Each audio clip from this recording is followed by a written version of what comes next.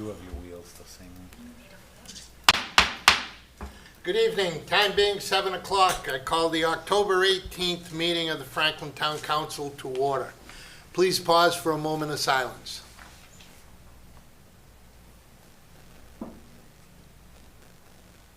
Please stand for the Pledge of Allegiance. I pledge allegiance to the flag of the United States of America and to the republic for which it stands, one nation, under God, indivisible, with liberty and justice for all.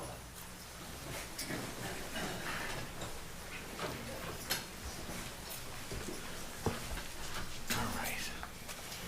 Announcements from the chair. All citizens are now welcome to attend public board and committee meetings in person. Meetings are live streamed by Franklin TV and shown on Comcast Channel 9 and Verizon Channel 29.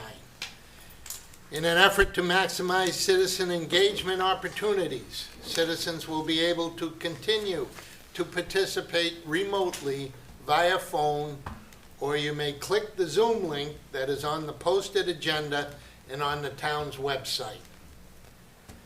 The phone number is 929-205-6099, and the Zoom ID is 858-1835-6372, and then you need to hit the pound sign. Once again, the Zoom ID, 858-1835-6372, pound. The only other announcements from the chair, the fire chief asked me to just remind everybody that Sunday, the Firemen's Memorial Service will be held at the fire station at 9 a.m. 9 a.m. Okay, citizens' comments.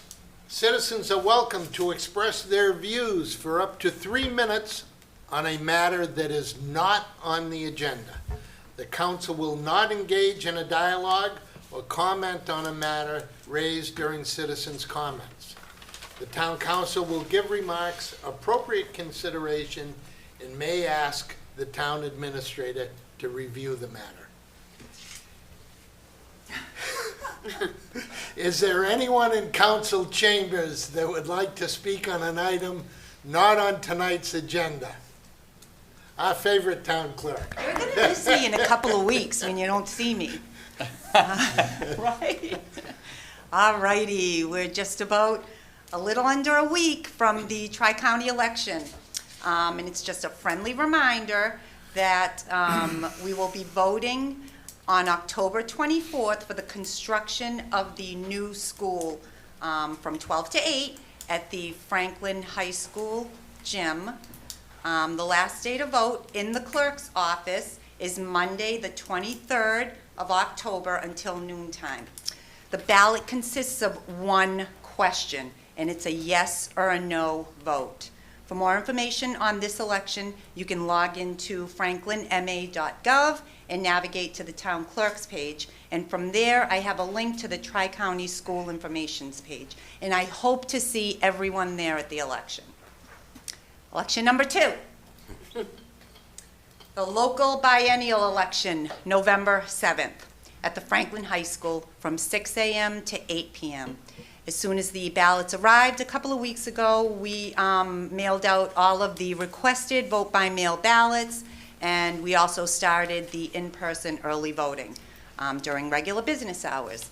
And just the last day to register to vote for this election, remember, is October 28th, Saturday, from 9 to 5 in the clerk's office, and we'll also be hosting in-person early voting on the same day. Again, Saturday, October 28th, from 9 to 4 in the clerk's office will be in-person early voting. 9 to 5, last day to register to vote, same day.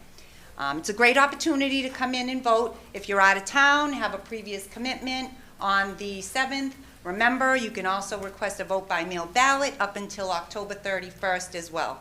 And if you have any questions, as always, feel free to call me, 508-520-4900, or email me, townclerk@franklinma.gov. Thank you, Mr. Chairman and the board. I appreciate your time, and you will miss me. Thank you, Nancy, and yes, we will.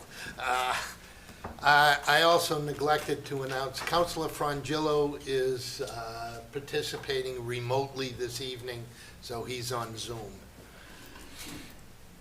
Okay, is there anyone else in council chambers that would like to speak on an item? Please name and address. Yes, Mr. Chair. Steve Sherlock, Franklin Matters, Franklin Public Radio, 10 Lawrence Drive.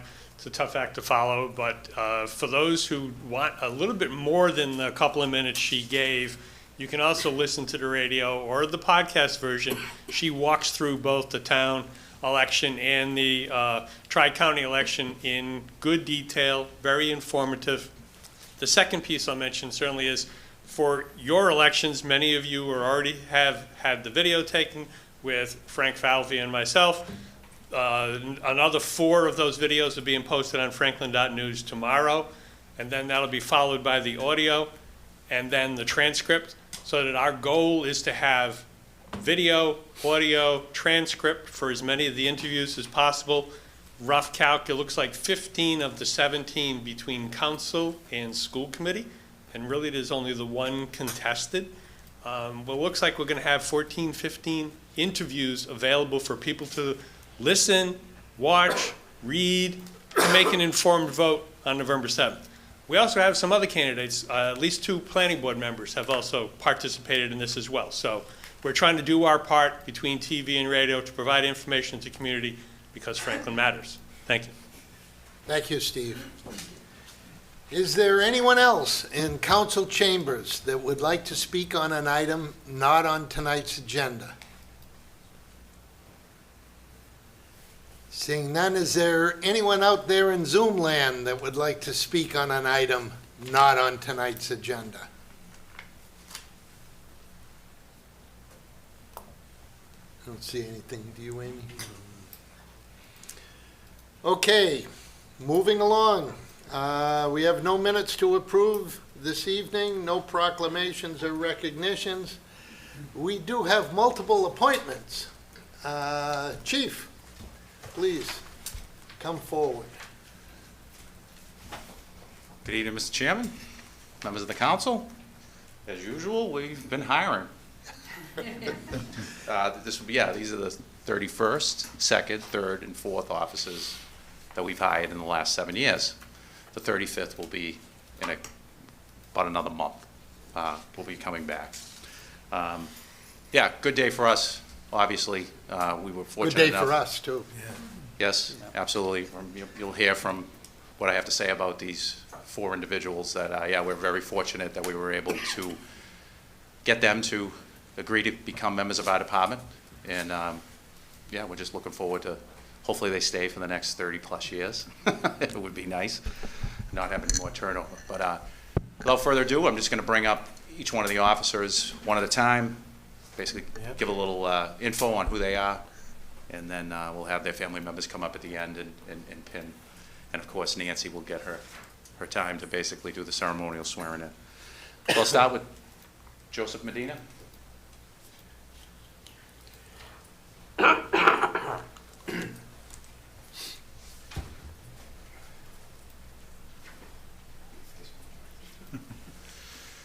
It's my pleasure to introduce and welcome Officer Joseph Medina. Joe has been working in public safety and law enforcement for the past 17 years.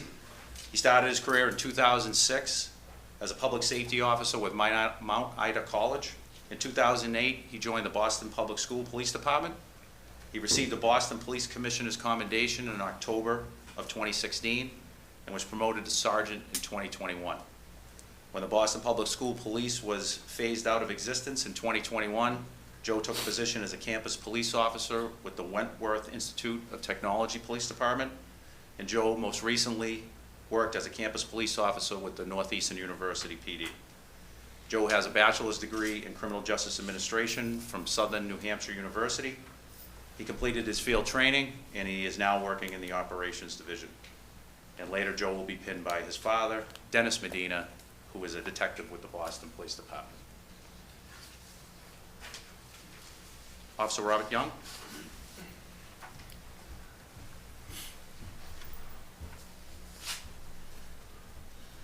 My pleasure to introduce and welcome Officer Robert Young to the Franklin Police Department.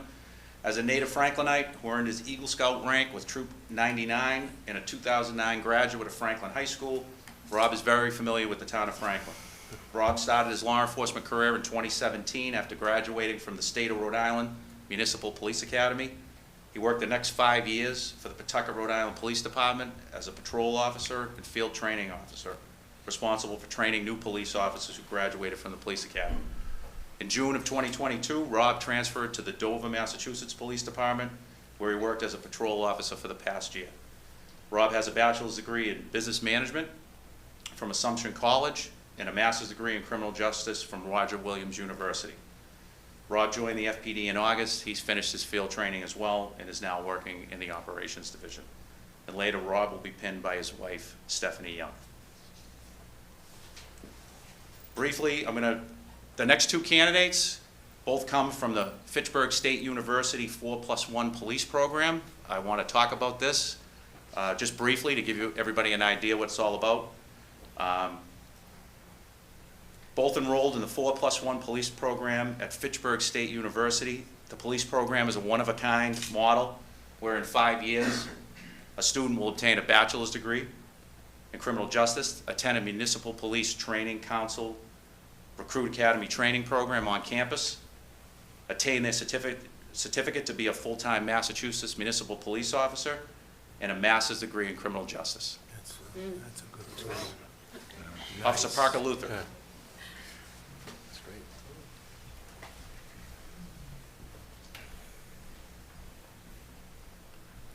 It's my pleasure to introduce and welcome Officer Parker Luther to the Franklin PD.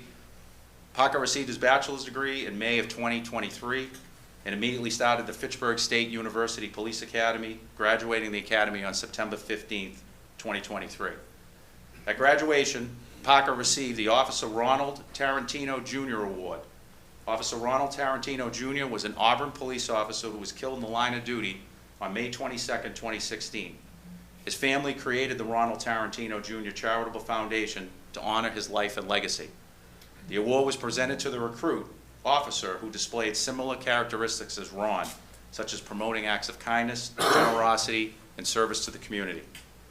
Parker participated in a 9-month internship with the Sudbury Police Department prior to attending FSU, and in 2022, while attending college, Parker served as a community service officer for the Nantucket Police Department.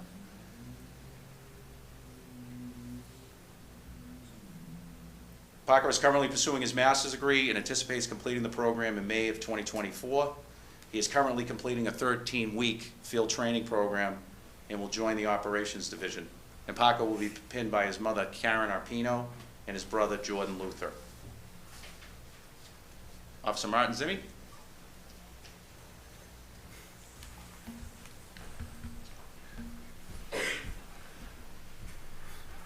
It's my pleasure to introduce and welcome Officer Martin Zimmy to the Franklin Police Department. Martin received his bachelor's degree in May of 2023 and immediately started the Fitchburg State University Police Academy, graduating the academy on September 15th. At the academy graduation, Martin received the 100% award. This award is given to the recruit officer who contributed 100% all of the time, not only during academy hours. The recipient was a leader behind the scenes who quietly did the right thing and encouraged their classmates all the time, even when they thought the academy staff wasn't looking. During his undergraduate program, Martin participated in a 4-month internship at the Gardner Police Department. He's currently pursuing his master's degree and anticipates completing the program in May of 2025. He is also currently completing a 13-week field training program and will join the operations division.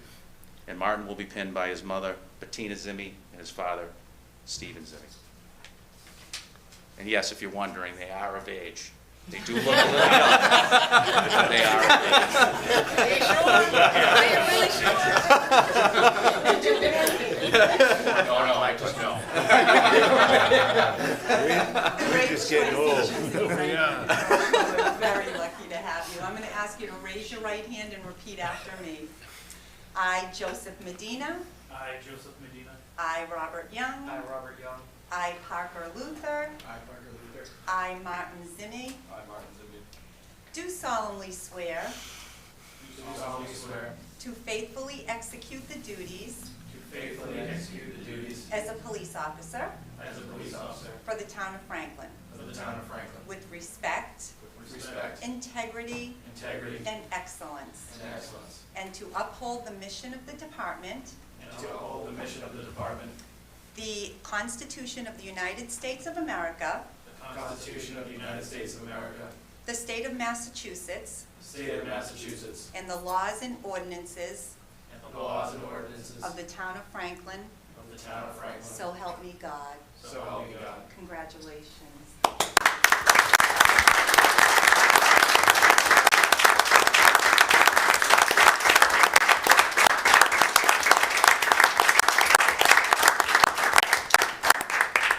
Can I have the family members who are going to be doing the pinning, please come up?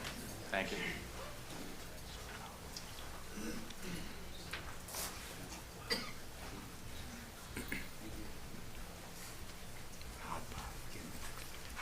Go through my shirt.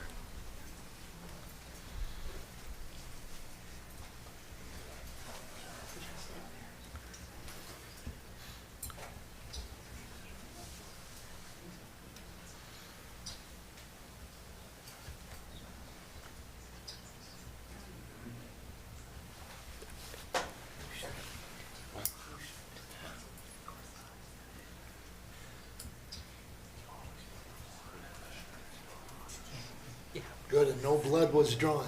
We're not done yet. Okay.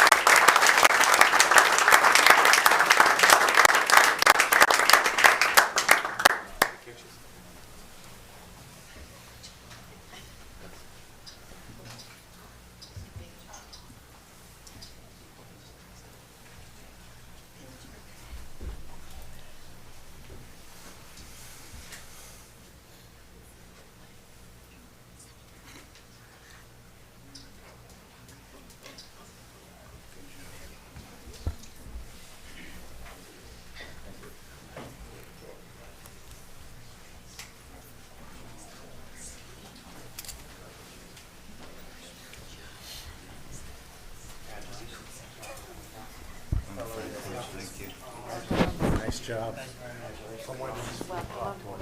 Congratulations. Welcome.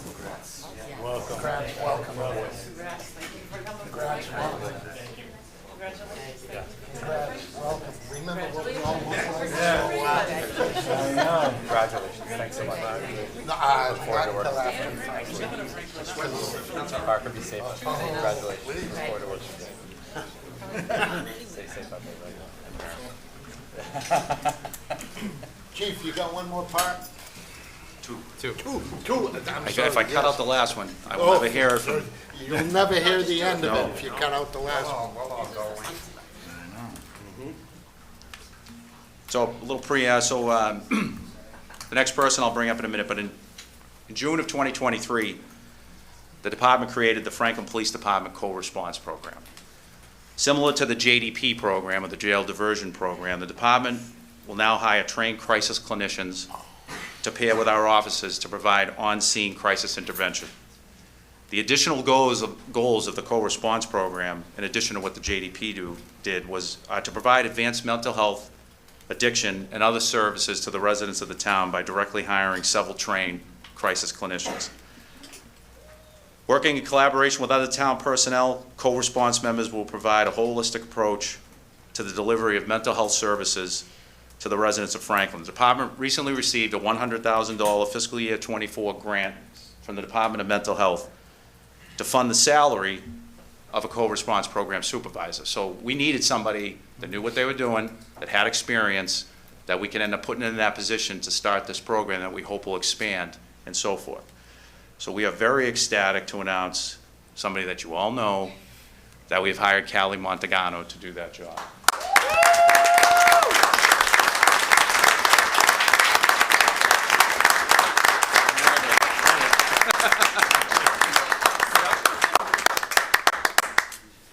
So if you recall, for those that don't remember, Callie was the department's first jail diversion program clinician, and she worked with the department from 2018 to 2021. And she was instrumental in the implementation of the program from scratch. We never had anything like this before. And again, we knew it was going to happen. I knew it the day she walked into my office. I could see it in her face. I said it before she said it. I said, "You got promoted, didn't you?" And she did. And she got a well-deserved promotion for Advocates, the company that she worked for, that we ended up contracting with for the position. And over the past 2 years with Advocates, she's been a supervisor, supervising JDP clinicians and overseeing implementation of the JDP program in police departments throughout the area. Who better to fill the role, though, of our co-response program manager than Callie? So the co-response program and Callie's first goal is to solicit additional funding from Department of Mental Health and to add to the American Recovery Plan Act money funds that were already designated to hire additional clinicians and to start the hiring process. And I'm happy to inform the town council that we hired an experienced and exceptional clinician named Sonia Wagner to fill that role. And she'll be working with and starting with Callie on November the 6th. You will meet her the next time I come up.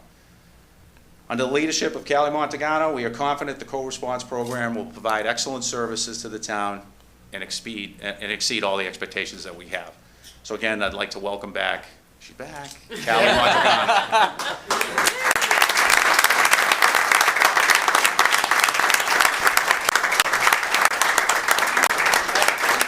Lucky to have you back.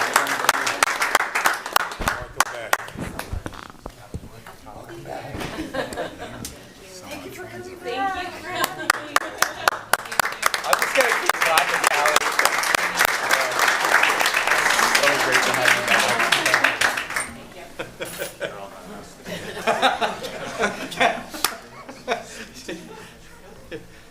All right, so I know, Debbie, you're going to be very happy with this, Council Pellegrini. I know you've been waiting a long time.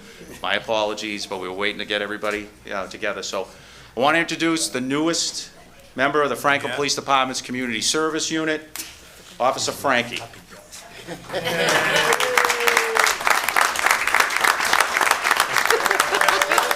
How many? Oh, wow, here we go.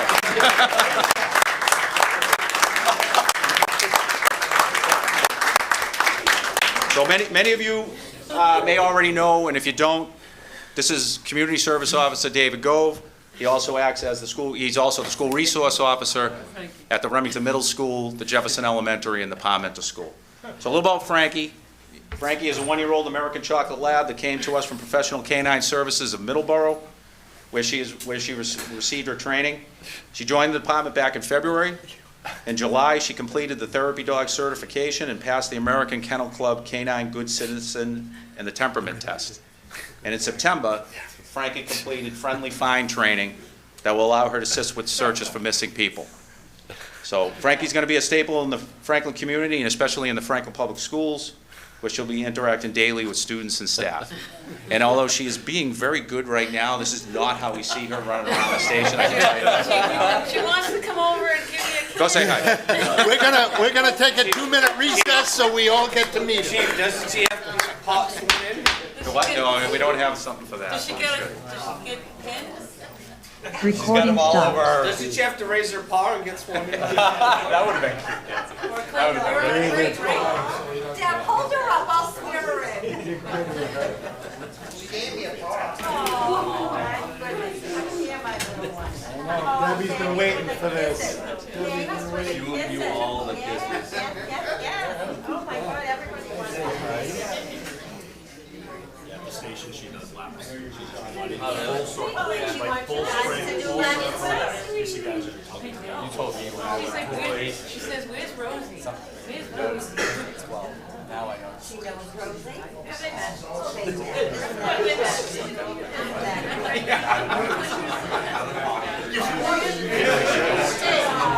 He says it's one of the town Frankie.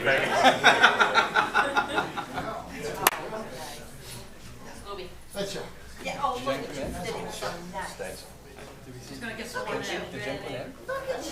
Yeah, You missed your opportunity. Oh, she's talking to Parker. No dancing. So all the family members, we can take some pictures downstairs and rotunda downstairs as we normally do. So if you guys all want to head down, everybody wants to head down there, that'd be great. All right, Pearl.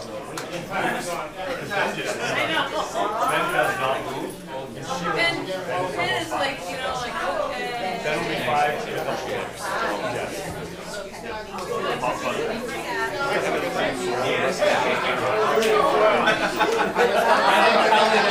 It's seriously a relief. I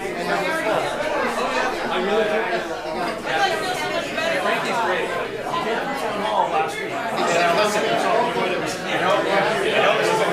This is election season, so if you guys need a little decompression, wind on the station, play with Frankie for a little bit. If you can catch it, you can catch it with the I wish Frankie was at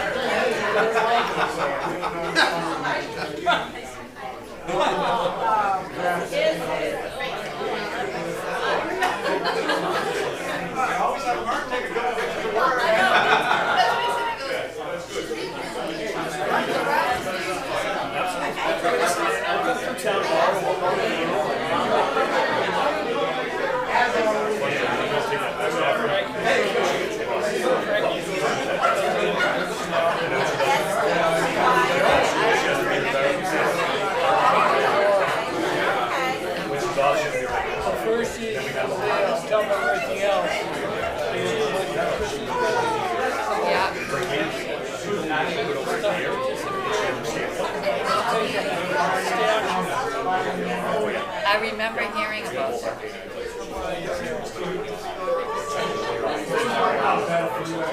You guys can't.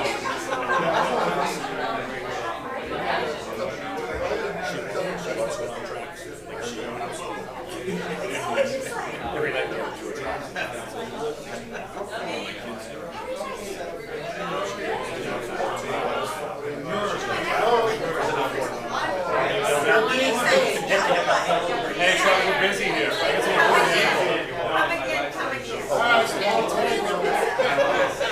guess Thank you, everybody. Okay, thank you, David.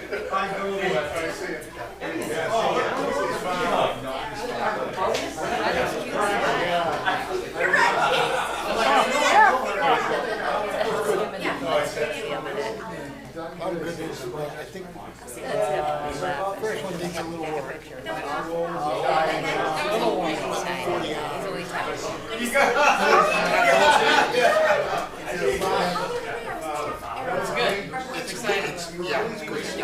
It's good. There's no ending. No. I'm say the team, I'm like, what am I gonna do now? What Yeah. do you mean when you do that? Go to work on Monday morning. Boom. See He ya. wants to play ball all day. Really? Oh, yeah. Ah.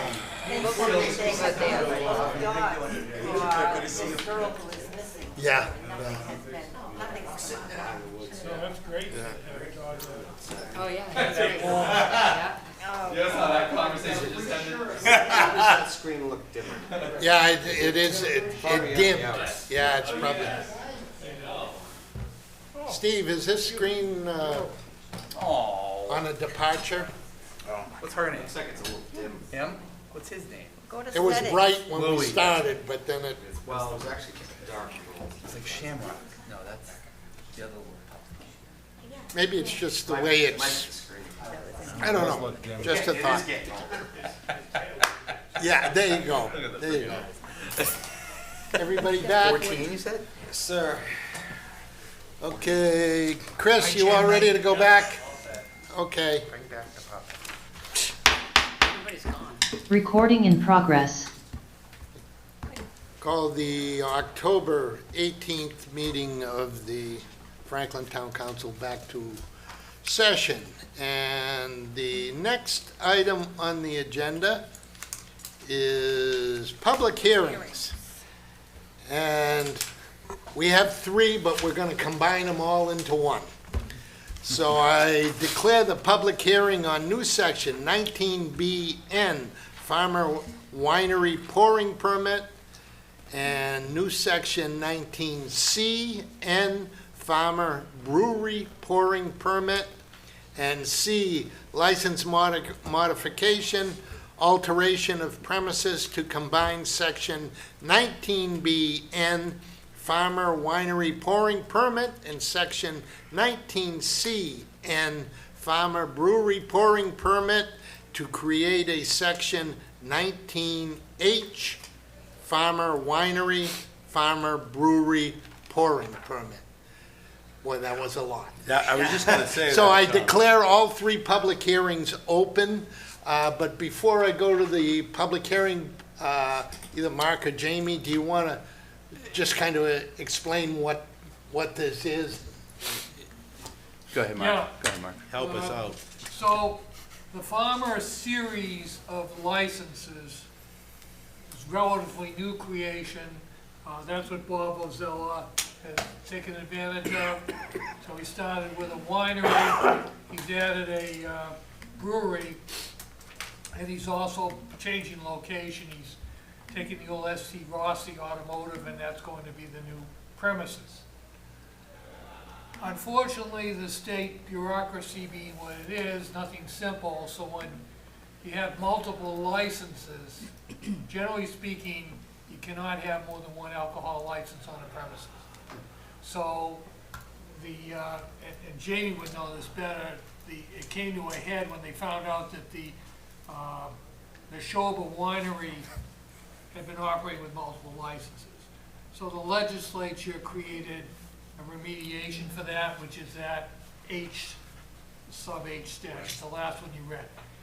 We've had guidance from the ABCC, and they insist we do it the way we're doing it, which is basically two separate transactions and combined into a third.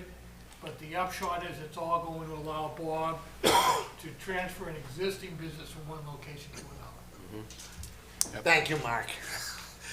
Since this is a public hearing, Bob, do you have anything you'd like to add at this point? I didn't think so. Is there anyone in the public, in the council chambers, where this is a public hearing? I'd like to go to the public first. Is there anyone in council chambers that would like to speak on this public hearing? Is there anyone out there in Zoom land that would like to speak on this public hearing? I don't see anybody. Do you, Amy? Then I'll go to the council. Are there any councilors that would like to speak? Councilor Chandler. Just quickly. Thank you, Bob. I just want to, so happy the council is so pro-business that this is just going right through. And the other thing I want to say is, I mean, it's amazing that not one, you're in a busy area of town, and we didn't have one person come here tonight and say, we don't want him to do this, we don't want him to do that. Right. So I think that speaks volumes, definitely. And I think most of us have known you for a while, and we just wish you the best of luck that I'm sure Mr. Chairman will say next. Thank you. Thank you, Councilor Chandler. Councilor Cormier Ledger. Thank you, Mr. Chairman. I just want to say congratulations to Bob and his whole team and best wishes in the new site. We're all excited to see the winery expand and for you and your family to continue to bring such not just great wine to Franklin, but the programming and the atmosphere and really everything that you bring to the town is very, very much appreciated. So best of luck. Councilor Pellegrini. Thank you, Mr. Chairman. I want to congratulate you too and wish you the best of luck. I always like to see a Franklin family being involved with Franklin business. And you people have been here for years and years and years, so good luck to you. Thank you. Councilor DeLarco. Thank you, Mr. Chairman. Yeah, I just want to congratulate you, and we've come a long way since that talk in the driveway a few years ago, so congratulations and the best of luck, my friend. Thank you, Councilor DeLarco. Councilor Jones. Keep it simple. Thank you. Bob, you guys rock. You got this. I'm looking forward to the new place and all the hard work that's gone into it, and what you've done for the community is tremendous. The economic development growth alone to that part of town has been unbelievable, and a large part is you and your business. So thank you. Thank you, Counselor Jones. Any other counselors? Counselor Hamblin? Thank you, Mr. Chairman. I just wanted to, I just say ditto to everything that's been said. And I work near you guys too, so I know that you're a big part of the community. And just thank you for all the work you're doing. It really makes a big difference. Makes our jobs a little easier too, but so thank you. Thank you. Mr. Chairman. Thank you, Counselor Hamblin. Counselor Sheridan? Yeah, as a neighbor, I think it's great. I walk by there all the time, really improving the property. Thank you. Thank you. Jamie, anything to add? Through you, Mr. Chairman, I just want to note that these are the department heads that are traditionally affiliated with the liquor licensing or have approved this application as well. Thank you. Thank you, Jamie. Kobe, anything to add? Thumbs up. Thumbs up. Thumbs up. Good enough. And a few words. I like that.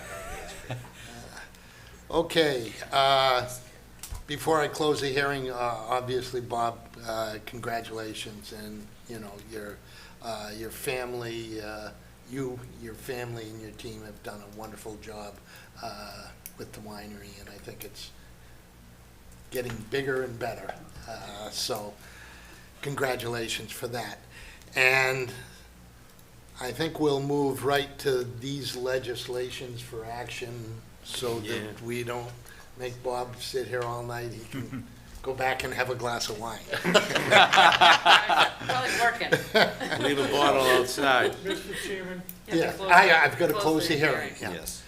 So I declare all three public hearings, 19B, 19C, and 19H closed.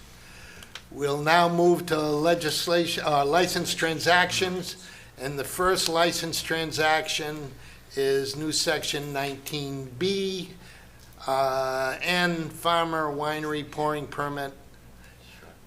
Clerk will read the license transaction. Thank you, Mr. Chairman. This is a license transaction, new section 19BN, Farmer Winery pouring permit for La Cantina Winery located at the 341 Union Street, Franklin, Massachusetts, 02038. La Cantina Winery Company located at 341 Union Street, Franklin, Mass. 02038 is seeking approval for a new section 19BN, Farmer Winery pouring permit, and approve the manager, Robert Vazella. This is a motion to approve the request by La Cantina Winery Company for a new section 19BN Farmer Winery pouring permit and to approve Robert Vazella as the manager. Second. Motion and a second. Discussion? Jamie, anything to set. add? Nope. Counselors? Seeing none, the vote will come on the motion, and the clerk will read the roll. Sheridan. Yes. Cormier Ledger. Yes. Frangillo. Yes. Chandler. Yes. Hamblin. Yes. Pellegri. Yes. Jones, yes. Vice Chair. Yes. Chair. Yes. 9-0, sir. Motion carries.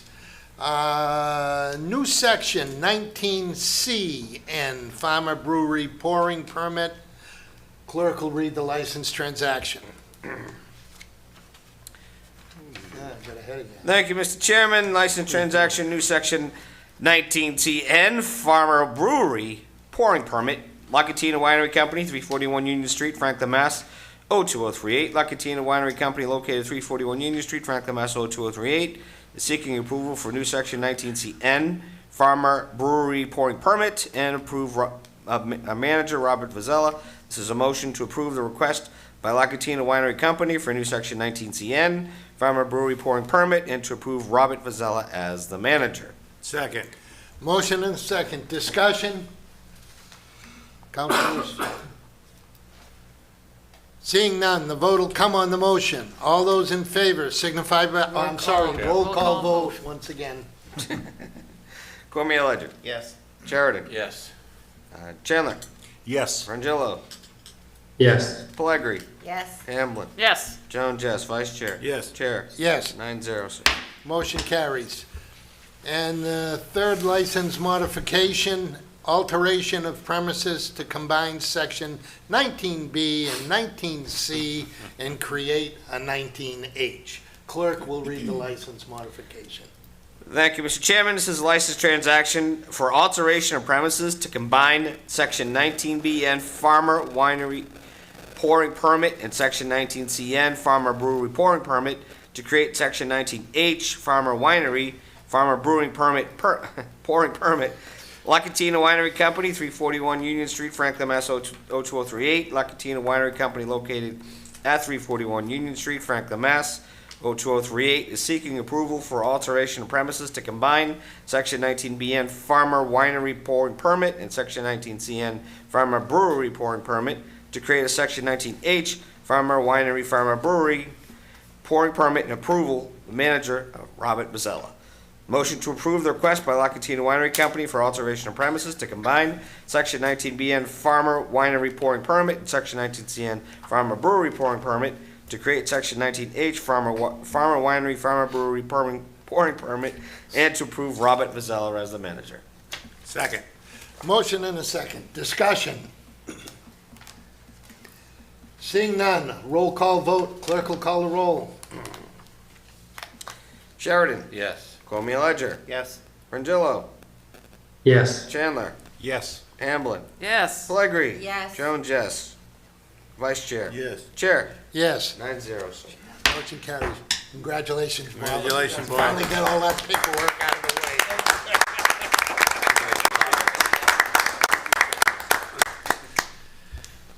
Okay, next item on the agenda is presentations and discussions. And we have a discussion this evening. We have Jen Knight Levine from the Safe Coalition. Jen, please come forward. Jamie, would you like to do a lead-in? Sure. There is no lead-in. I When will. that smile comes in the room, it lights up the whole council chambers. I do want to note, and I'll speak to this in a moment, Mr. Chairman, about the Safe Coalition's efforts relative to the migrant housing issue. So Yeah. we'll let Jen go first, and then I'm going to do a little discussion of Jen's efforts, which are just above and beyond anything that the Safe Coalition was destined to do. But we'll talk about that during the TA report. Thank you. Thank you, Jamie. Jen, welcome. Hello, everybody. Great to be back. Great to see you. Thank you for the warm welcome.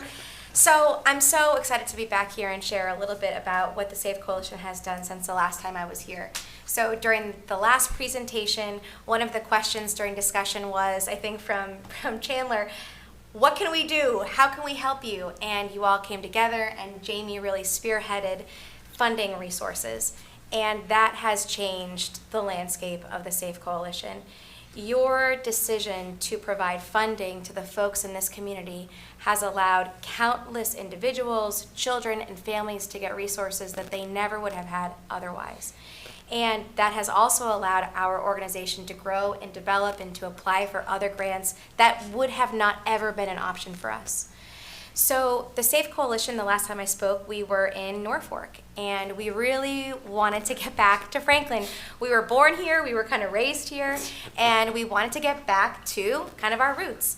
And in March, we were able to open up our 5,000 square foot space back in Franklin and at the Mills, and it's been outstanding. We have kids who are riding their bikes and walking from school and coming to after school programming, and those are things that never would have been possible in Norfolk. So I think the last time I spoke, I talked a little bit about our programming, and all of our programming has become a lot more succinct since the last time I was here. So we have 3 specific divisions of support: adolescent wellness, family recovery, and collaborative care. In adolescent wellness, it's really the work that we do with the schools and with our teen population. We have a diversion program. So in lieu of a suspension, students are able to come to the SAFE program and receive 3 days of social emotional wellness support and return back to school on the 4th day, and the suspension is absolved off the record. So if a child is caught at school or at a game or on a trip with any kind of substance, the expectation before was that they had to spend 10 days out of school. And I think we all can agree that that's not really going to serve the best needs of the student, and it was going to increase the substance use concerns and social risks. And so now we have this amazing program where kids can come back to SAFE, really get the support, connect their substance use with their mental health concerns, and their families can also get resources.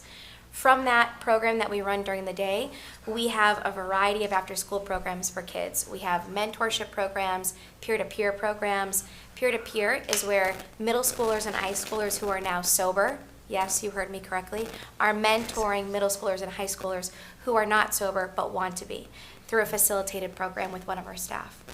We have volunteer opportunities and intern opportunities, and that kind of leads to family support. We have a wonderful family support center that all of you know, the other co-founder, Jim Derrick, has really launched, and this is a space for family members to come together. We have an adult sibling support group, grandparents raising grandchildren, Dual Recovery Anonymous, a 12-step for parents around codependency, and we also partner with Learn to Cope. And collaborative care. We know that none of the work that we do at SAFE is without the unbelievable partnerships that we have, whether it's with school or police or fire, faith-based communities, hospitals, the sheriff's department, the DA's office. All of these partnerships allow us to do the work that we need to do, and also allows us to help connect the folks that walk through our door with services if we can't provide them. Currently, we are connected with 3 court systems, Milford, Rentham, and Uxbridge District Courts. We do a lot of Section 35 work there. We also help if there's domestic violence concerns. And really, we want to be able to make sure that we meet the needs of the community. So one of the things that popped up during COVID were diapers. And so we created a diaper bank. Another need that's popped up as we've been working a lot more with grandparents has been car seats. So we have a grant with Toyota, and we have 97 car seats that we are almost out of. We have been providing Narcan to the community at $95 a pop, and now we are the only nonprofit in this area of Massachusetts that holds the controlled substance license that allows us to order, train, and dispense at zero cost. In the last month and a half, we've given out 2,000 doses of Narcan to our community at zero cost. It has been an unbelievable couple of years, but you all have decided that this is how you want your community to be. You want the families and the children in this community to have access to mental health resources, to have access to substance use resources, to have after-school programs and evening programs for families, because you believe in the wellness of the whole family. And it is without you and Jamie, we never could be in this place where I'm here sharing all these numbers and stats and really great stories. So I want to share a little bit about the folks that we see at the diversion program. So we have the program called Up in Smoke. It's a substance use diversion program. I just talked a little bit about it, and I want to share some statistics. So with the program that we hosted last year, 89.8% of the children that we met with use cannabis. 52.2% of those are used multiple times daily. 69.5% have expressed anxiety and depression, and 76.3% have an immediate family member that struggles with substance use. Those are pretty incredible numbers. So the work here, as wonderful and as amazing, as exciting as it is not even close to done. And we have unbelievable relationships with the Franklin Public Schools, and that has also made all the difference. The Franklin Public Schools were the first ones to say, yes, we want to change our handbook. Yes, we want to send kids to your program. What do you do for after-school programs? What more information can we give to families? Can you come into IEP and 504 meetings? How can we do this well? And that has been a game changer. Instead of kids now possibly getting suspended, we're able to meet with children before they get to that place where they need disciplinary action and getting them resources months before they have something on their record. I just want to share a few more statistics about the overall programming that we've done in Franklin. This is all Franklin specific. We've held 48 direct grief support meetings with Franklin residents. We have supported 26 teens in getting significantly higher levels of care and support. That might mean a dual diagnosis program, it may mean hospitalization. We have held 45 peer-to-peer programs. So again, peers who are sober are supporting peers who would like to be sober. We've held 24 grandparent raising grandchildren groups at the YMCA. The YMCA has been an unbelievable partner. While grandparents are getting support upstairs, their grandchildren are being watched free of charge by the staff at the Y. The YMCA also has provided unlimited support to anyone that we refer there. So any family that comes through SAFE that needs a scholarship, the Y says yes. We have had 240 direct referrals from other partners in Franklin. That could be the food pantry, police or fire, the schools.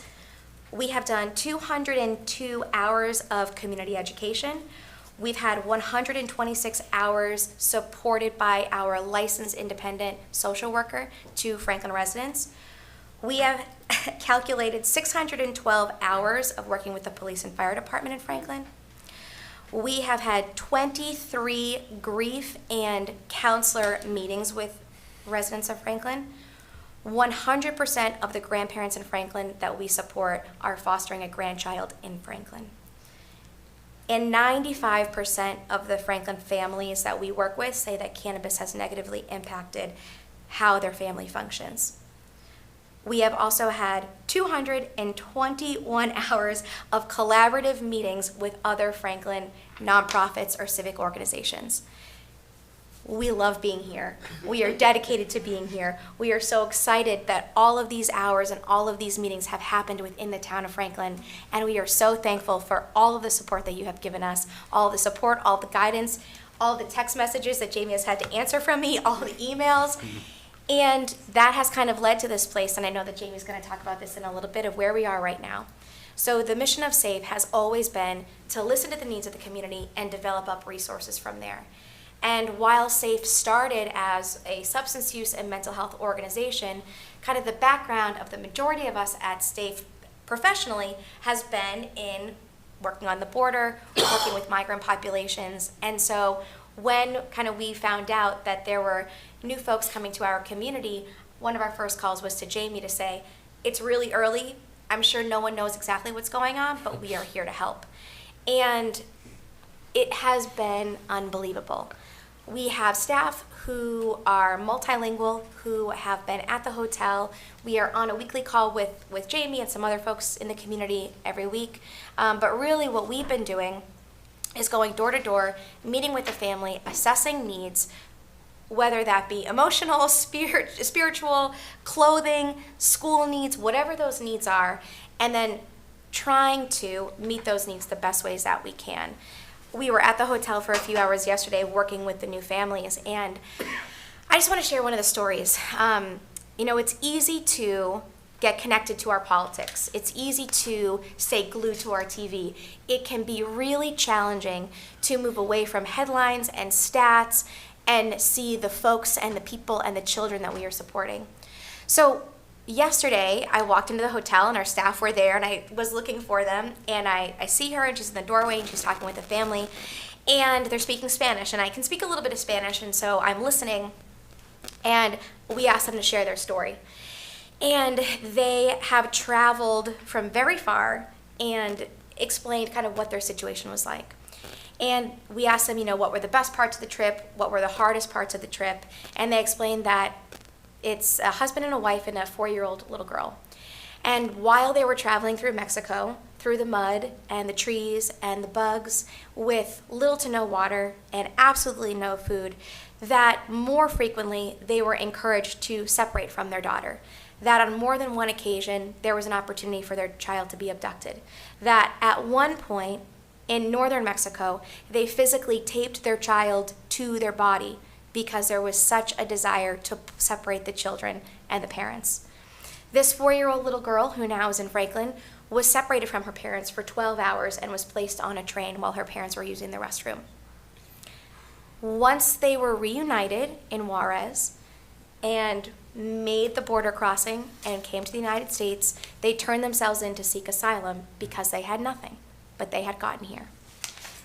Their story within the U.S. and how they made it to Franklin, Massachusetts is also unbelievable and incredible. But you see this little sweet pumpkin angel who's playing with toys that she has created in the hotel with utensils and cups, with limited to no clothes, limited to no food. And the father is saying that the best thing that could happen is that they are here in Franklin. The most unbelievable thing, whether they are hungry, is that they have a roof over their head and they know that they are safe, and all he wants to do is work. The mother is begging to figure out how she can learn English and how her daughter can be in some kind of schooling. This was not the conversation that I expected to walk into yesterday afternoon, I promise you, but it was a conversation that was placed upon me. And so I guess what I'm hoping is that as we move through all of these incredibly challenging, heavy, big things, that we don't lose the humanity that is within all of us. We are all proud to live here. We are all happy to live here. We are also really proud of our own ancestry. I am Irish, and I will share that with you any moment of any day. We know that we are excited about our heritage, and I hope that we all can find ourselves in a place where we can honor those who are here in a dignified and respectful way, even though there are unbelievable challenges ahead of us. And I'm so thankful to live in this town. I am so thankful with Jamie's leadership. I am so thankful for Kathleen Liberty, so thankful for the Interfaith Council, because even though this is heavy and big and challenging, it is not beyond any of us to figure this out. So thank you for letting me speak. Thank you for letting me share. I am open to any conversation or questions. Thank you for having me again.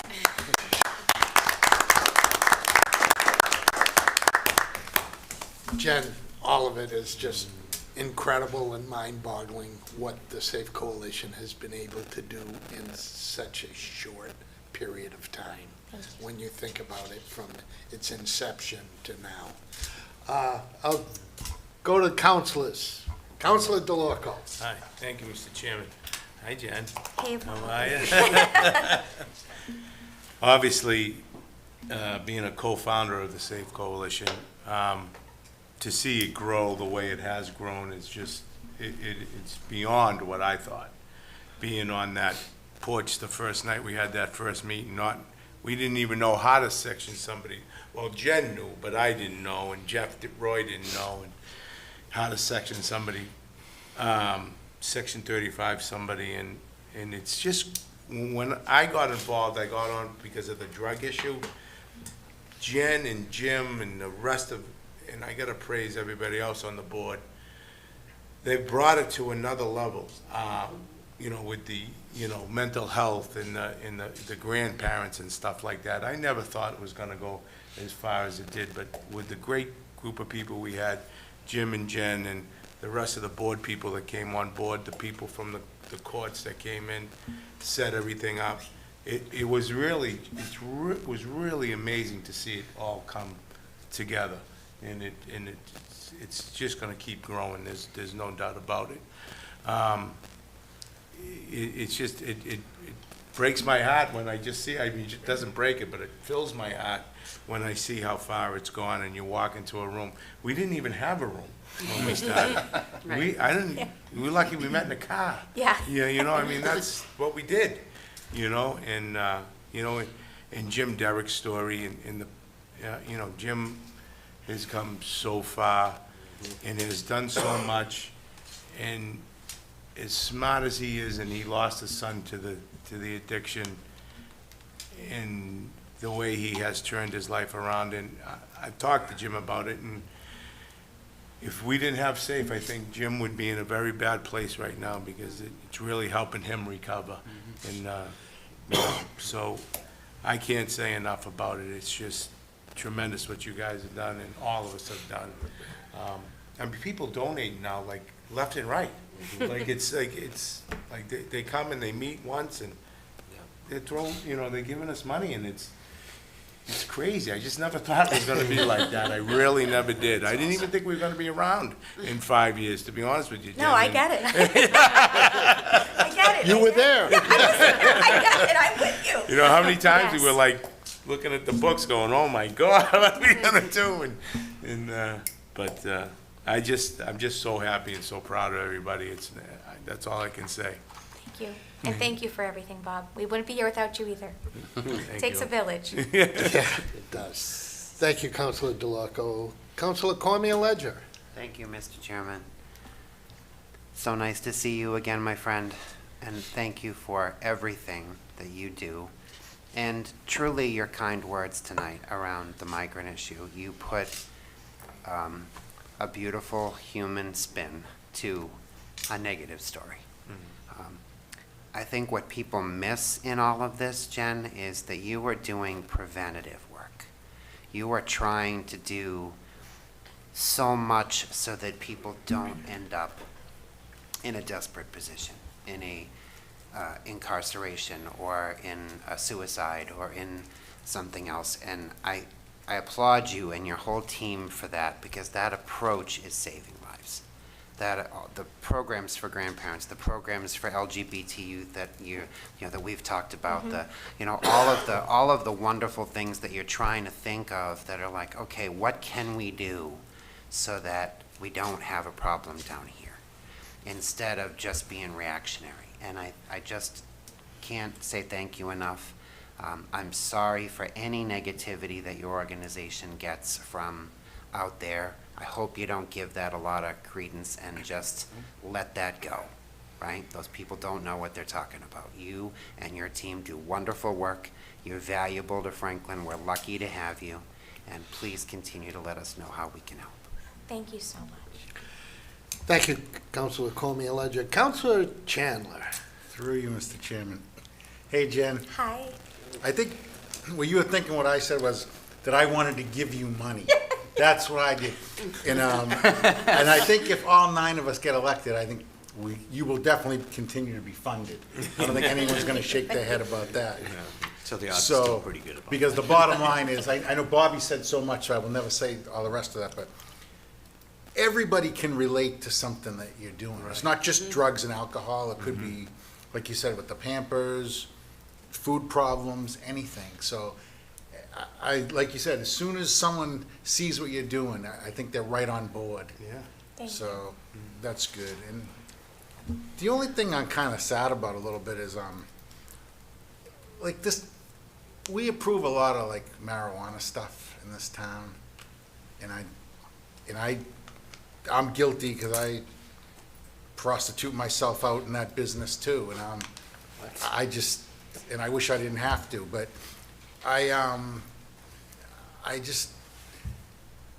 what do you think about, like, they want to put like marijuana bars in now and stuff? I mean, do you think things are just going too far? That's a really great question. I don't mean to put you on the spot. No, but it's something okay. that No, I mean, this is makes me why I'm sad. here, right? I think that children are always watching adults. And so how do we spend our time, and how do we have really thoughtful conversations with children about the activities that we participate in? We can't change the law in Massachusetts that this was legalized, right? But that means that we have to elevate and extend the styles of conversations that we have with our kids about what's safe and what is more safe for an adult than for a child. And so this is where we are, and we have really wonderful, healthy relationships with the cannabis industries in town, and that's intentional. We want to be able to share resources and know what products are coming out so that we can have conversations with kids and families. And so I don't think that we can go backward, but I think the best way to move forward is to have really thoughtful conversations about what cannabis is now and what it looks like in our community. We know without a question that cannabis impacts the developing brain of a child. And so how do we talk with children early on, just like we do with cigarette use, to make something like using cannabis disgusting as you're growing up? Because that was kind of the aim of nicotine in the 90s, right? We know that children in kindergarten most likely aren't smoking cigarettes, but the education around nicotine and tobacco starts in kindergarten. So how do we start doing that much earlier on than we are right now? I think the other really important piece is we meet with a lot of parents who do use cannabis recreationally, and they say, I was using cannabis at my child's age and I'm doing fine. And what we really try to highlight is that the frequency and the potency has changed significantly over the last 20 to 50 years. And the way that children are purchasing cannabis has changed dramatically. Any of the kids that we work with have to buy from a dealer because they're under 21, and that dealer now has access to every substance because anyone who's over 21 is most likely going to a dealer. Going to a dispensary. And so our children have access to a higher potency substance. The way that they can utilize it is much more frequent, and the way that they're purchasing is through a drug dealer that is selling more than just cannabis. And so the safety concerns, the environmental concerns are all part of the conversations that we're having now. So I think I guess those are my thoughts, that as the cannabis industry develops, our thought process and our conversation with our youth have to as well. Thank you. Yeah. And lastly, Mr. Chairman, I think we're all honored to be in your corner, so keep up the good work. Thank you. Thank you. Thank you. Thank you, Councilor Chandler. Any other councilors? Councilor Jones? Thank you, Mr. Chairman. Jen, listen, you are a remarkable individual, and I want to, there are so many nice things I can say about you and Derek and the organization, but before I do that, I want to say, I think it was on everyone's mind, you are a remarkable speaker. All right? Thank you. And as a teacher and as a person who works hard to try to give lessons to people without saying the word I never hear you say that word. And just everything rattles off the top of your head, which tells me that you have such a deep understanding and knowledge of all of this. And that is remarkable to me. And I appreciate you, and I appreciate all of the individuals who work with the SAFE Coalition, and Jim, and Bob, and Jeff, and everyone who came together to make this organization what it is. Kind of touching base on what my fellow councilor stated about your statements towards the migrants who've come to Franklin, and haven't really given it some facts and some truth and some real humanity behind everything. One of the things I learned about the people over at the migrants is that almost 50% of them are Haitians. And myself personally, having had experience working with many Haitian people, it's sad that their country has become what it has. It's almost impossible for me to go back because it's so unsafe. Yeah. But these are individuals who are fleeing such a hardship, like the people from Mexico, where if it's for all intents and purposes, it's their only choice, because their other choice is death. Yes. And that's just that's the reality and the humanity of it all. So how anybody could ever speak ill or speak poorly about these people, in a sense, they're almost not even probably looking back on their own ancestry and realizing that they're here for probably the same reasons. You know, my ancestors are Scottish. I know the Irish had a Dickens of a time trying to get jobs in the city of Boston, and the Scottish were persecuted in lack of food too. And they fled Scotland, went to Nova Scotia, ended up in New England. We all have those stories. And why shouldn't we be giving those people down at the hotel that same opportunity to become Americans, join the dream, and help make a life and reality for themselves? I completely agree with you, Jen. I'm sorry I'm going on a tangent, but it gets to me too. Thank you. Thank you. Councilor Jones. Councilor Hamblin. Thank you, Mr. Chairman. Hi, Jen. I could go on and on what everyone else has said already. I think but Franklin is lucky that you're here and that SAFE has grown because you have this ability to see what people need and to actually make it happen. And that's really unusual. So we don't want you to go anywhere because you're right. We want our people and our community and other communities to be taken well care of. And we need you to help us to do that. Okay, so you're going to promise us you're not going to go. I promise I'm not going anywhere. Okay. Promise. I know. I'm sure my husband's watching. He would agree. There's Just bought a house too. Exactly. Yeah. There's a, I don't know if the office, I think that you're in Franklin now. I was there before everything was finished, and we were you let me come in, and Jen does so many things. But the other day, I just have to share this. Like, I texted her and I said, "Hey, is there going to be a Narcan training around? Like, can I go to one soon?" And she's like, "Well, what are you doing Friday? What are you doing tomorrow morning?" And I'm like, "Well, I could come in at 9 o'clock." And I thought there'd be other people there and stuff, but no, it's Jen. And she's like, "I'll come in early." And she, just donates so much of herself to get this stuff done. And we are internally grateful, I guess, and we're lucky. So thank you, Jen. Thank you. Thank you, Mr. Chairman. Thank you, Councilor Hamblin. Councilor Sheridan. Hey, I too like to thank you for everything and second everything that everybody said. And I'm Irish too. And No, really? I I don't know how anybody could tell. And a couple years ago, I saw a picture on Facebook with a crowded immigrant ship coming into Ellis Island, and they said this was my grandparents' caravan. Yeah, Truly. truly. Thank you for sharing that. Thank you, Councilor Sheridan. Oh, yeah. Councilor Frangillo. I would just echo the gratitude. My only addition would be I'm glad that this body is committed to continue funding. If anyone else is listening, Absolutely. this is this work is not free. And so if you have it within yourself to contribute, they do fantastic work and meet every need as it arises. And we're so lucky to have them, find it within yourselves and others to help them do the great work that they do in the community. Thank you, Councilor Frangillo. Closing, I think the numbers that you alluded to early on in your presentation are mind-boggling to me. And I think about how fortunate Franklin is to have SAFE in our community. Not just dealing with the addiction pieces, but looking at the current migrant issue. These other towns don't have a SAFE helping.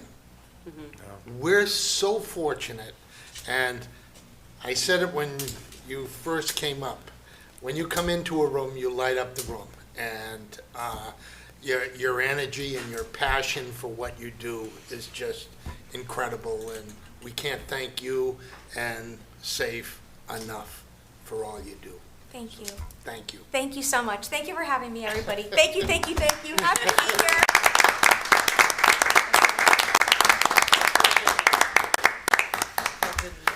Okay, next item on the agenda is legislation for action. Resolution 23-57, gift acceptance, Veteran Services Department, $3,205. Clerk will read the resolution. Thank you, Mr. Chairman. This is Resolution 23-57, acceptance of gift, Veteran Services Department, whereas the Veteran Service Department has received generous donations in the total amount of $3,250 to be used at the discretion of the Department for programs and services as follows. Donation summary, Veteran Services Department, Municipal Veterans Assistance Fund, $3,250 to be used in support of local veterans and their families. List of all donors is included in the October 18, 2023 Town Council meeting agenda packet. Total amount donation, $3,250. Now therefore be resolved that the Town Council of the Town of Franklin, on behalf of the Veteran Services Department, gratefully accepts these generous donations to be used at the discretion of the department as described above. This resolution should become effective according to the provisions of the Town of Franklin Home Rule Charter. Move Resolution 23-57. Second. Motion is second. Discussion. Jamie. I think continuing the message of generosity, it's just still amazing to me how many people continue to make donations to our Veterans Department. So I just thank you, everybody, for their contributions. And just to clear up the resolution, I think it's $3,205, not $3,250. It says 50. Well, the, Ours says the 5. top is, this says. Yeah, and the 3205. donation total at the top is $3,205. Yeah. When you add up the numbers. That's a typo. So just want to make sure Yeah, it's 3205. 3,205 is correct. Okay, hold on, let me make a. And it's okay with the second, that Yeah. it's 3,205. Yeah, second. Okay. Okay. I was sure it was. Yeah. You want us to I redo just it? want to get it clarified. You want us to move it and second it again? No, as long as the second approves it, It's been it's adjusted, okay. sir. Yeah. Okay, discussion from the council? Again, just Thank you. thanking all of these people for their continued generous donations to our community. Okay, roll call vote. Clerk will call the roll. Sheridan. Yes. Cormier Ledger. Yes. Frangillo. Yes. Chandler. Yes. Hamblin. Yes. Pellegri. Yes. Jones, yes. Vice Chair. Yes. Chair. Yes. 9-0, sir. Motion carries. Okay, Town Administrator's report. Through you, Mr. Chairman, before we get into the migrant housing update, just a quick plug. I know all of you will mention it too, but tomorrow, or Friday, excuse me, of this week, from 2 to 5 o'clock, there'll be an open house for those who want to wax some nostalgia in Davis Thayer. And any interested parties who may be out there thinking about, any plans for Davis Thayer, will be our first open house this Friday from 2 to 5. October 20th, and then we're having a second open house on Saturday from 10 to 2. We're going to get some coffee and some light drinks and stuff for folks, and so if anybody wants to come in and take a look at the school, and from what I'm told, there's actually, for those who are interested in obtaining one of the last remaining desks and chairs from the school, there are some desks and chairs remaining. Yeah. And so folks, if they really want a memento, can come up. There's not a lot, but there are some. And so if people are interested in a few of the desks and chairs from Davis Thayer, folks can come by the open house, take a peek, have a seat, and hopefully have one of the last remaining desks and chairs up there, which is great news. How are we staffing that, Jamie? There is going to be so many people there, I don't even know how to count them. We will all be there. I think almost all of the committee members, Councilor Pellegri, are going to be there. Okay. They won't be both days, but every committee member will probably be there both days. There will be a police officer there as well, assigned for each day, and the facilities department will also be there. Okay. And we will Just have a wanted to make custodian- sure that and we custodian as well. had it properly staffed. Sure. Oh, yeah. Oh, we bring them. I just hope there's not more. I hope people come because I don't want more staff there than people showing up. So we expect a little bit more of a crowd hopefully on Saturday morning. So I hope people will come by and say hi. And we're hoping for a lot of conversation. Hopefully people come up there and get educated. And we're going to have a sheet for sign-ins and also for ideas. So I know Councilor Pellegri will talk about that a little bit more in a few minutes. On the migrant housing update, just to go through some of the numbers, 89 of the rooms of the 100 are filled. We have just under 300 individuals, people that are living up there now, roughly around 60 or so school-age children. Some of those children have arrived recently. They are not enrolled in school yet. The superintendent and Paula Morano and Tina, the assistant superintendent, and their staff have been working exceptional amount of hours to deal with all the vaccination relative requirements and background checks or whatever else they have to do to enroll kids. And so they're working around the clock doing that, and I just can't say enough about how incredible our school district has been to be on site at the hotel in the common space, going through all of the regulatory stuff that they're required to. And I get this question very often, I think all of you do. Are the children of the migrant families susceptible to the same requirements as all other children? I think you guys get that, and the short answer is yes.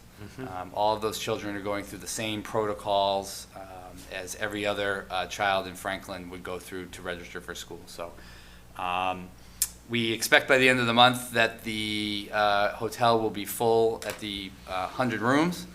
We don't know when those folks may or may not arrive, but I think at this point it's safe to say that we'll be up around 300 folks, about 60 to 65 school-age children, and we'll wait for that.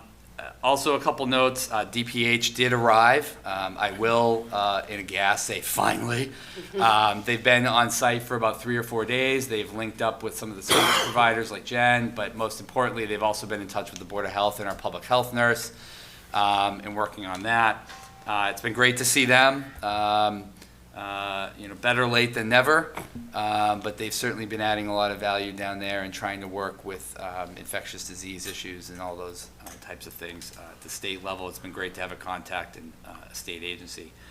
I continue to be blown away and amazed at the generosity of the community. I don't think anybody should be shocked. Amy and I are familiar, as sad as this will sound, and I will not name other communities. There are some communities that are literally doing nothing. which is heartbreaking. And there are some communities who have chosen to say this is the federal government's problem. Towns here, right in Massachusetts, near us, who have said this is a federal problem and we're doing nothing. Some people have said this is a state problem now and we're doing nothing. Okay? When I mean nothing, I mean nothing. Proactively suggesting that the town government or other folks in the communities will just sit back and say that's someone else's problem. I'm sorry if my face is getting red. That to me is frightening and terrible. But that's not the situation here. And we're very grateful for Jen's leadership, the Interfaith Coalition, all of the members, but certainly St. Mary's, the Methodist Church, the Federated Church, all are doing laundry, clothes drives, providing the essentials for individuals.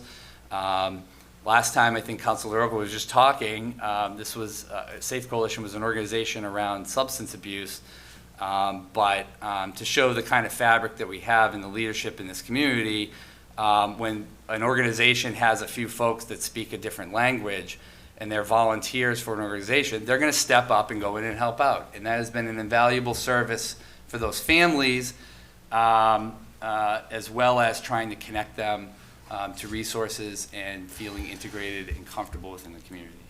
I also want to just give a shout out to Fish for jumping in recently. The Franklin Food Pantry has been helping out. The YMCA has been on our calls, as everybody would expect. Scott's been incredible, just the whole staff. And obviously our staff, the Board of Health, Alicia, Cassia, Kathy, the Franklin Public Library, the Franklin Schools, police, fire, everybody has banded together. We know the federal government has dropped the ball on this. We know the state government it's been a little bit of a sloppy rollout, to say the least. But I think we should all feel very grateful that we live in Massachusetts, that we don't have these problems that other towns or other states have. And I would just end by saying, I just want to thank again the community for not overreacting and doing too much. And I think one thing that I said recently at another council meeting where Jen was not here, where we don't want to lose her, but if the Governor Healy was listening, which I doubt she is, but if she was, hire her. Right. Because she'll get the train back on the tracks. One of the most fascinating things to me was being in El Paso recently and also being in a conference and listening to local officials from Texas, Arizona, and California about what to do and what not to do. Somehow she knows all of that. And I can't find many people in Massachusetts who literally know, and Jen addressed it, which is why I'm bringing it up, assess the individual's needs. Don't theorize or think of what we may want and project that onto the people, but go up and ask them. I mean, you can't just go do a clothing drive and fill the hotel with clothes. You're going to have fire hazards. You're going to have a whole bunch of other health-related and sanitary issues. So the community has done a phenomenal job organizing and assessing, which has been a big priority for Amy and myself, assess the needs of the individuals who are living there and connecting with them to try to bring those connections forward. And I really mean it. I learned a lot in Texas, and when coming home, to know that there are members of the community like Jen that already have that deep well of knowledge on how to handle humanitarian issues is just incredibly valuable. So regarding also public safety, this is not, I think Jim Johnson had wrote a letter to the Observer today, and the Observer had published some public safety calls. That data is real, that is from the MEC. But that data does not mean that 55 calls were all emergencies. The vast majority of those calls were, hang-ups. They were not actual real emergencies. Only about a handful to a half a dozen have been emergencies where we've transported folks to hospitals. And the good news is the folks that have gone to the hospital are doing well, including a 2-month-old infant who had contracted the flu. And so everybody right now seems to be doing well, which is even better news. So I just want to address one more thing, Mr. Chairman, which is bothering me. Facebook. I am getting text messages and screenshots, and I do appreciate it from members of the community. I'm sorry. Facebook is right now batting 0 for 75, okay? No hits. So what we're reading on that is not true. And I am asking the chief of police to respond to those screenshots or calls that I'm getting. I can't live with myself if I know of something and I didn't tell anyone. But our officers and our public safety personnel are going over and doing routine check-ins. And I have yet to find one comment on Facebook that I have found to be true. We have to be a little cautious and careful as a community to not take the bait quick and think that something there is true. If people feel there's an emergency, they need to call the Franklin Police Department. They need to call 911. I appreciate the input. But I just have to convey to the community, be very careful what you're reading on Facebook. There's a lot of hypotheticals. I think Jen had mentioned it a minute ago about the media and just the headlines that we're seeing nationwide aren't necessarily applying here. It doesn't say there couldn't be an emergency someday. I just want people to be very cautious about what they're reading, because I have yet to find one allegation or one point that is sent to me where the chief called me up afterwards and said, or the fire chief called me up and said, you know what, boss, that was true. None of them have been. People should still funnel that information to the police if they see a threat. But I do want to caution people that most of what we're reading out there is not true. So I appreciate the time, Mr. Chairman, and thank you to the council for giving me a few minutes to walk through all that. Thank you. Thank you, Jamie. Okay. Moving on, subcommittee and ad hoc committee reports. Capital has not met. EDC has met. Councilor Hamblin. Thank you, Mr. Chairman. Yes, the EDC met before the main meeting tonight. We discussed the home occupation bylaw. We're doing a little review of that. We also discussed the 40R zoning bylaw and possible district overlays. We will meet again on November 1st before the next town council meeting and continue these discussions. They're on our goal list, and so we're working to the end.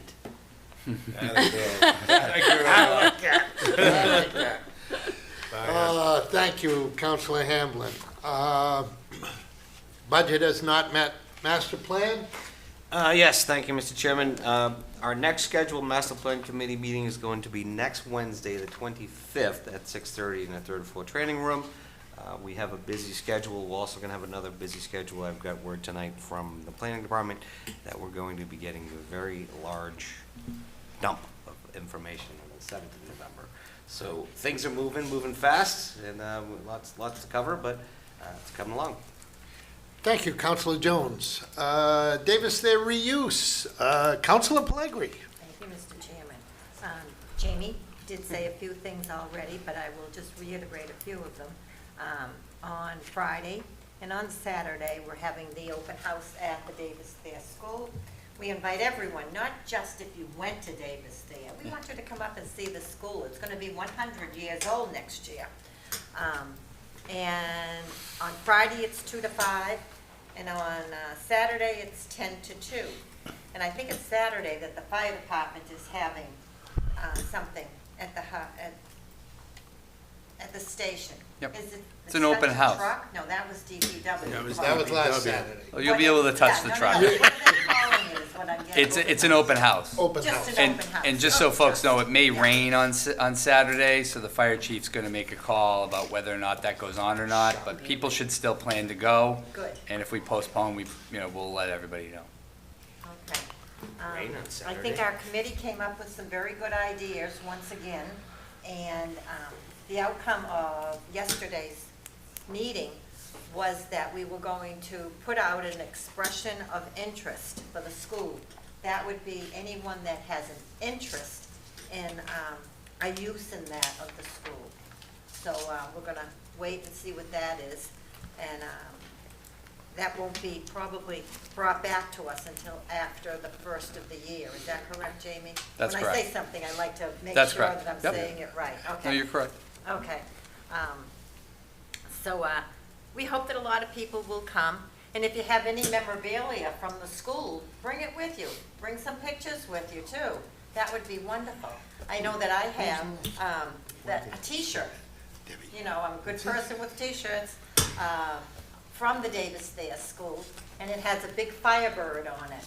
And I'm pleased to say it was my son's artwork that was accepted and used as their mascot. So I'll have that with me anyway, so people can see it. And if anybody else has anything, please bring it with you. Be proud of the Davis Thayer School. We had some wonderful times there. I went only 1 year, and other people maybe went 4 years there. So, and we can just talk.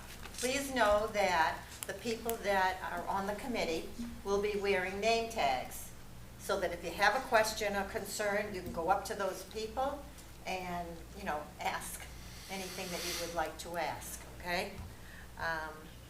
And let's see if there was anything else. My members here. You covered add it, Madam anything? Chair.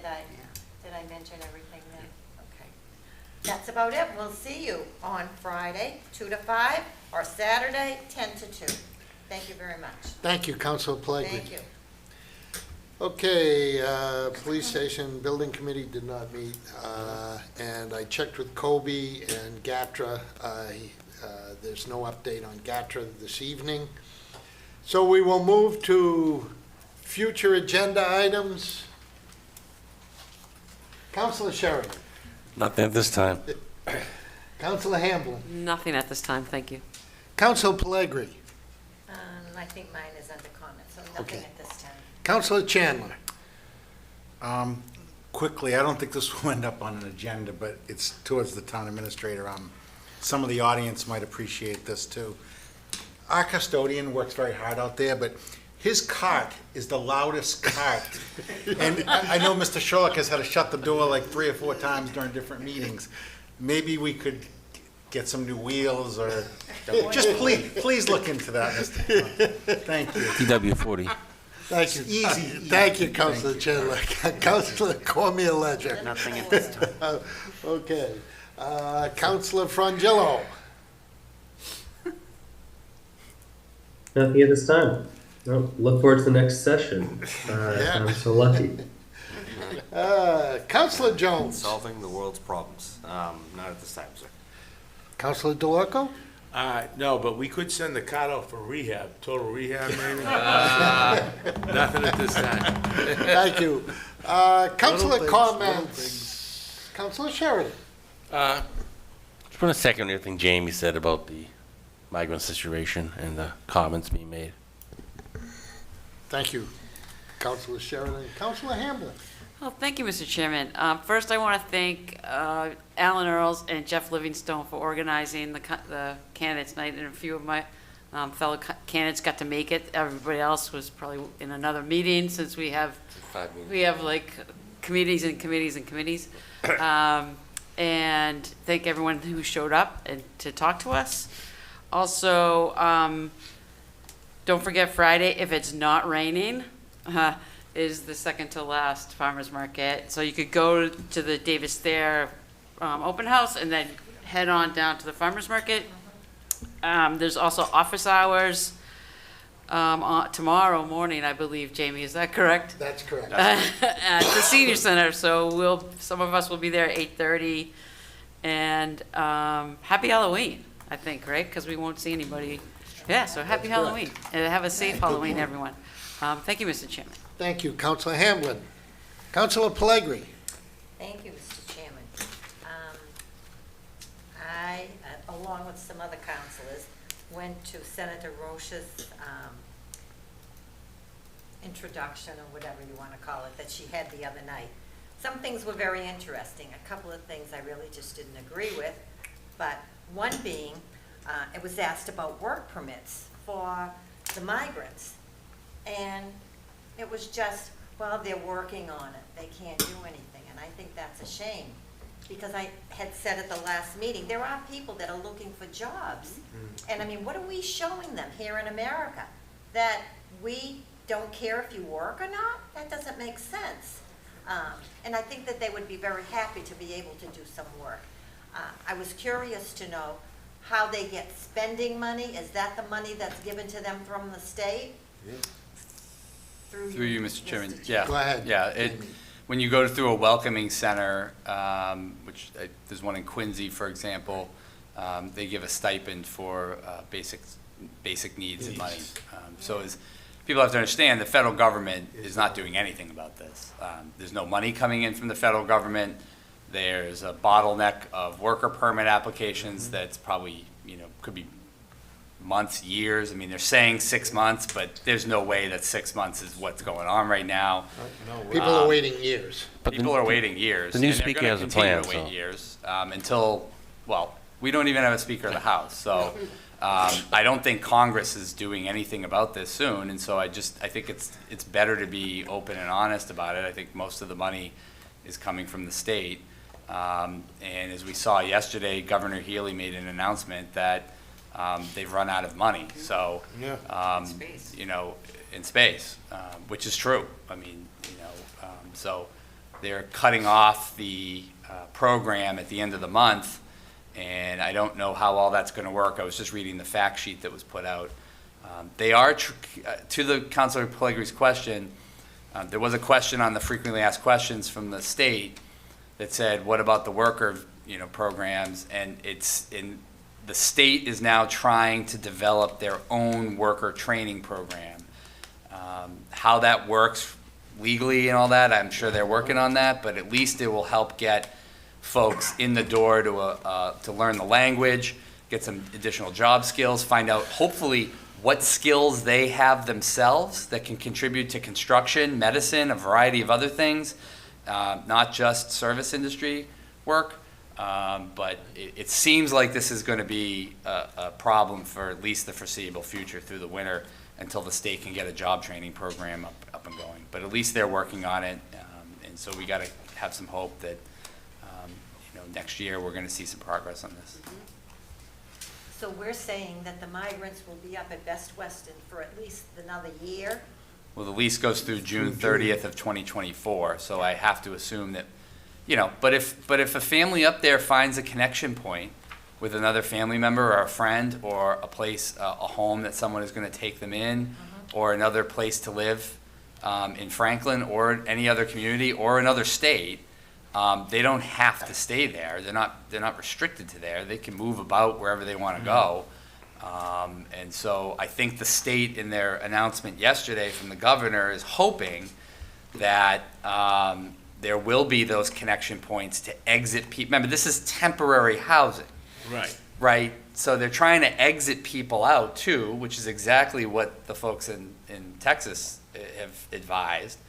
And so it seems like the state is kind of catching up to that, and hopefully they'll have those pipelines built soon. But unfortunately, given the crisis and the volume of people that have come to the Northeast, they're kind of building the plane while flying it. So I think we have to be supportive as much as possible to try to help the state get to where they need to be. I think that we are very welcoming, and I agree with that 100%. But I think the state is really behind, and they've got to step up. They've got to step up even quicker as to what's happening. Yeah. I mean, these people, I'm sure, are not happy just being there at Best Western. They want to get out and involved with the community, so which brings me to my next idea. We have how many families up there, and perhaps we might be able to start some type of a buddy system. There may be people in the community that would like to take them out for the day, a family, out for the day, invite them over for dinner, and, whether they can speak English very well or not at all, we're going to be able to converse with them just by our tone, our movements and whatever. But I think that might be something good to do. But we've got to work with Representative Roy and the Senator to get this moving. We need to help out these people. We agree. We totally agree. Think about it, people. Maybe Jen, is she still here? She slipped out. Behind that pole. Maybe that's something. And also, if there are lists of items in that they need, you know, to send it out to us, and I know you're saying you don't want just anything, this, that, and whatever. Maybe adopt a family, see what they need. You know, I think we're gonna be surprised. So if there are people out there that want to adopt a family, get in touch. Yep, with the Board of Health or our The office. Board of Absolutely. Health or the Town Administrator's Office, okay? I think that's it, Mr. Chairman. Thank you very much. Thank you, Councilor Pellegrini. Councilor Frangillo. So you don't forget.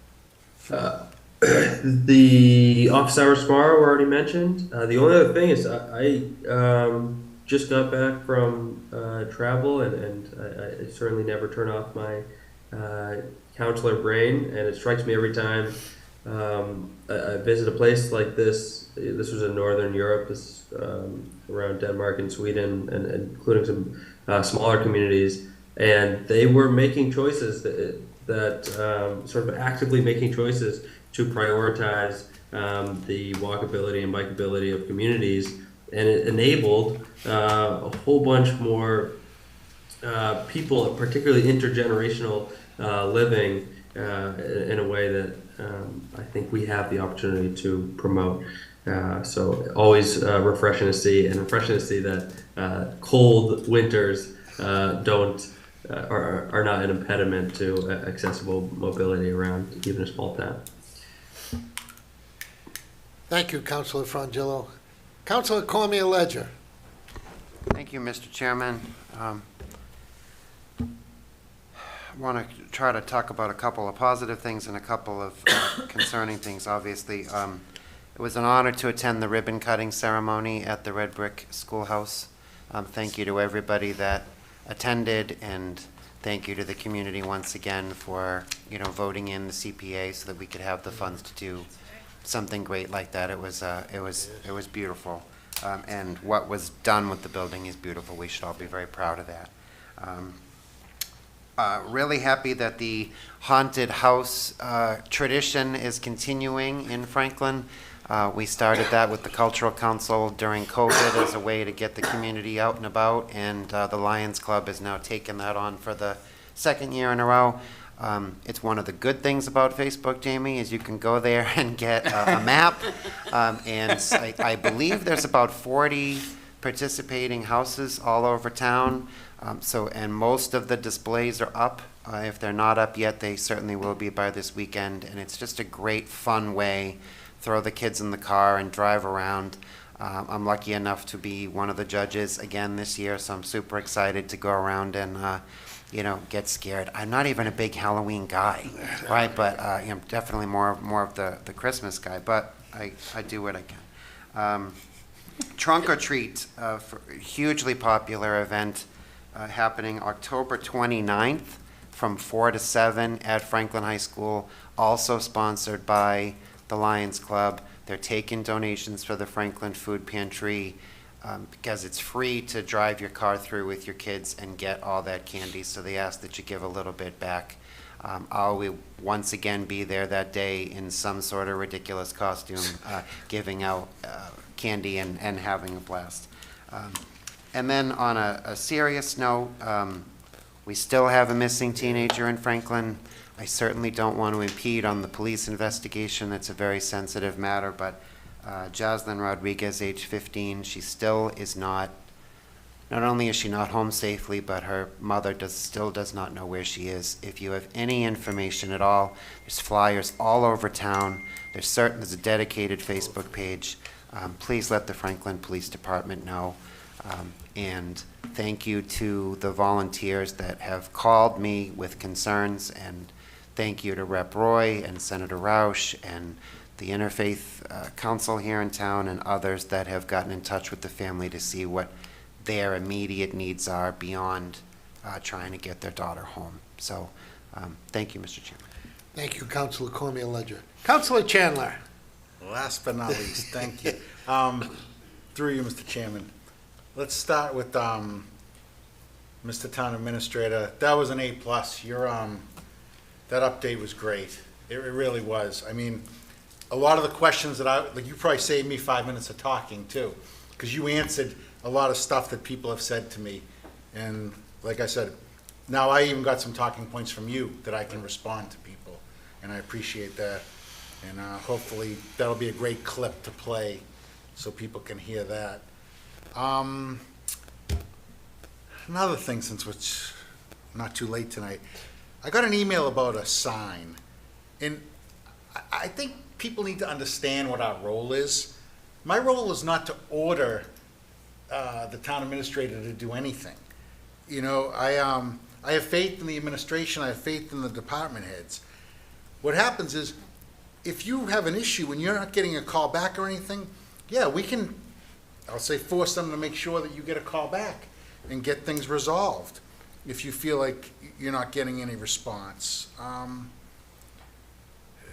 You know, that's about all. It's not, we don't order them to just do something. We have total faith in what they do. And I think people need to understand that. I mean, I can get a pothole filled though. This winter, you call me. Your pothole will be filled, I promise, okay? That I can do. But the stuff that we need them to do in their day-to-day operations, we have to have faith in what they're doing. And sometimes we need to be explained too, why somebody did something. But the residents should always get a call back.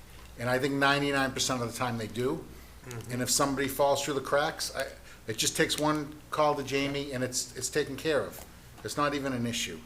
So, or as Jamie says, I mean, your door's always open. Come on up, please.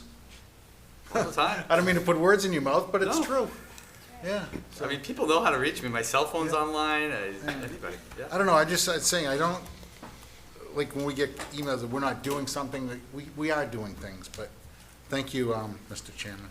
Thank you, Councilor Chandler. Councilor Jones. Well, I can assure you, Mr. Chairman, I'm not going to be the one to talk the most tonight. So, but all joking aside, I just wanted to say I'm happy to be here tonight. I almost missed tonight, as everyone has heard. COVID's going around. I caught COVID sometime last week. I don't know where, I don't know when, I don't know why. But I was down for the count pretty hard on Friday, Saturday, and into Sunday. Luckily, I tested negative yesterday, so I'm here to be at this council meeting. It would have been harsh to miss this. But with that being said, please be careful, folks. For those who have sensitive systems, get your COVID booster shots and stay safe. That's it. Thank you, Councilor Jones. Councilor DeLorco. Thank you, Mr. Chairman. I'd like to thank Brutus and the DPW for Touch a Truck, because that was an awesome day down there. That was a good time. They did a good truck. I'm a truck guy, so that was really, kind of made me happy. But I think they did a great job down there. All the employees were down there, always talking to everybody. They did a good job down there. So, and Jamie, you hit the nail on the head. Sometimes people just don't, they think way too far out of the box. I've been getting phone calls saying that the immigrants are driving crazy up and down King Street. They don't even have cars. Right. I mean, Those are Rhode Islanders. Seriously, so, when you were talking, I thought that was pretty funny, because it's like, yeah, they don't even have cars. It's true. That's a good It's the example. truth. I'm glad you said it. Thank you, Thank you, Councilor DeLorco.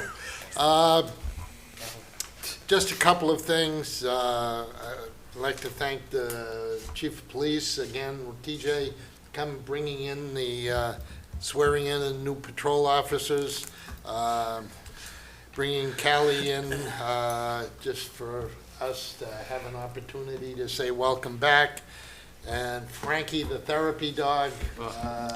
We can't, those are great additions to certainly our department. Jen Knight, what more can we say? She does a phenomenal job. The SAFE team as a whole is doing a great job for our community. And I would just ask our community as residents, if you're out there, if you see these people from the Save Coalition, just say thanks. They are doing such a wonderful job for all of us. And, yeah, Touch a Truck was, It was a stopped good- in towards the end, Yeah. stopped in time to see Councilor Hamblin in the boat, but, You missed me, I was only there for the first 2 hours. and I just also just like to apologize to Fish. That organization tonight had their big dinner. I was invited to go. We did a proclamation, but unfortunately, we had a council meeting, but I made sure that the proclamation got there, and so apologize for not being able to be there in person. And with that, I'd be in trouble if I didn't wish my daughter a happy birthday, happy anniversary, Yeah. and a happy birthday to her husband.